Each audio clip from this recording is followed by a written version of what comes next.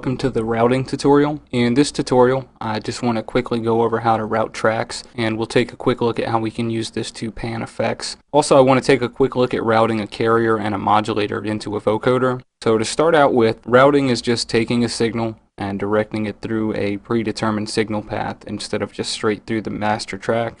This is useful for a number of reasons, but mainly because you can use the 64 mixer tracks as send effects. You can also group together different instruments on the same mixer tracks to create stem mixes or submixes. But one of the neat things that you can do with it is pan effects, and that's what I want to take a look at here. So to do that, I went ahead and inserted an instance of the FPC and put it over here on mixer track number 1.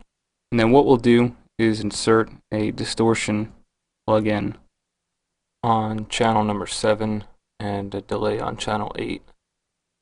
And there's no particular reason why I'm using channel 7 and 8. So to route the FPC through these, what we're going to do is make sure that channel number 1 is selected, and then we're going to go down here on channel number 7 and left click on this little arrow icon, and you can see up at the top it says enable send from FPC to distort. So basically this is just routing channel 1, the FPC, through channel 7, the distortion. And then what we'll do again is select channel number 7, and this time we'll go down to channel number 8 and again select this send option. So now this is sending channel number 7, the distortion, to channel number 8, the delay.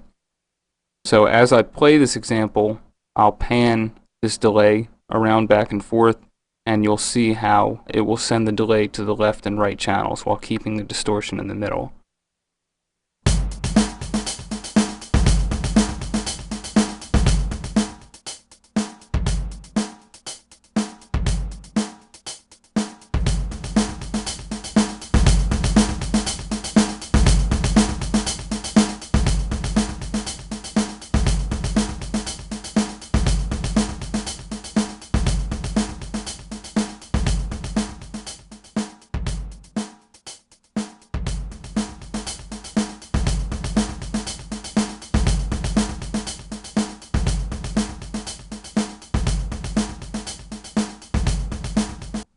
So you can see that playing around with routing gives us some pretty cool results, and it's great for effects. And again, it also helps you want to use more than just the 4 send channels that the mixer offers. Now the next example I want to take a look at is going to show us how routing pertains to specific effects. In this case, I'm going to use the vocoder. Vocoder is special because on its own it doesn't do anything.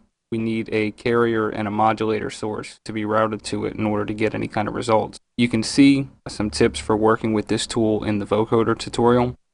So to set this up, I've got my microphone here coming in on channel number 2, and I'm going to go ahead and load in an instance of the SimSynth.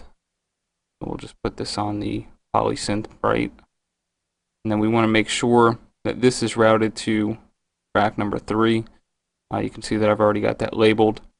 And then on channel number 4, we want to put in the vocoder. And for right now, I'm going to turn that off so it doesn't affect my voice just yet. We can go ahead and delete this FPC altogether.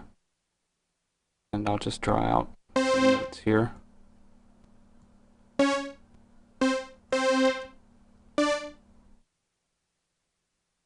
Okay, so in order to use this, what we need to do is take both channels 2 and 3, where we have our modulator source and our carrier source, and route both of those to the vocoder channel.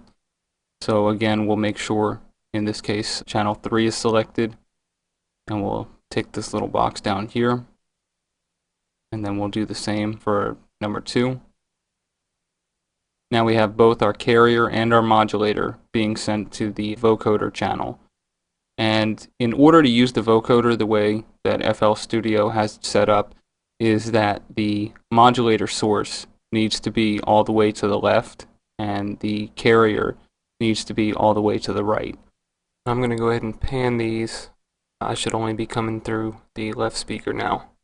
And one more thing to keep in mind when using the vocoder is to make sure to turn off this send to master or else you'll get the synth and the sound source playing at the same time. You won't just have it coming through the vocoder. So I'm going to go ahead and turn the send to master off on the mic, and then I'm going to turn the vocoder on and press play and start talking, and you should be able to hear the vocoder effect.